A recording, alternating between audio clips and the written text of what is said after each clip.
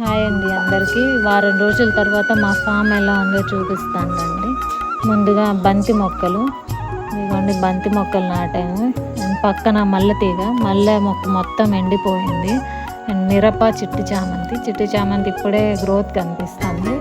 ఇటు వచ్చేసి తీగలు నాటాను, సొర తీగ, చిక్కుడు తీగ. ఇటు 3 మడుల్లో కొత్తిమీర, అండ్ మధ్యలో మిరప, టొమాటో నాటాము. అండ్ ఇక్కడ పక్క మడిలోనేమో మెంతి కూర నాటాము. ఆ పక్కన వచ్చేసి బెండకాయలు నాటాము. అండ్ ఆ బెండకాయల్లోనే క్యారెట్ కూడా నాటాము. క్యారెట్ పక్కన చుక్క కూర కూడా నాటాము. అండ్ మిగతాదంతా అట్లా కంప్లీట్గా వదిలేసాము.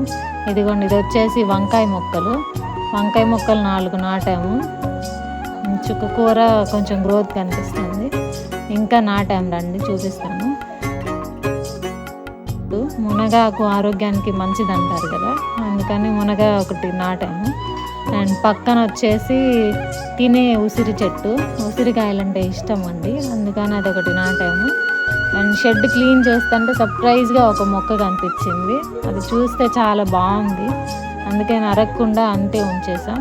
ఇంకా మిగతా అదంతా క్లీన్ చేసేసి నీట్గా ఉంచి నీళ్లు పెట్టేసాము, ఇంకేమన్నా నాటుదామనేసి. ఇదిగోండి, మా షెడ్ అంతా క్లీన్ చేసేసాము, శుభ్రం చేసి పెట్టాము. అంతా నీళ్లు పట్టేసి మొక్కలు నాటాలి. అండ్ మా పాపకి షెడ్ అంటే చాలా ఇష్టము, మొక్కలు నాటడం అంటే ఇంకా ఇష్టము. ఇది అండి వీడియోస్ వచ్చేసి.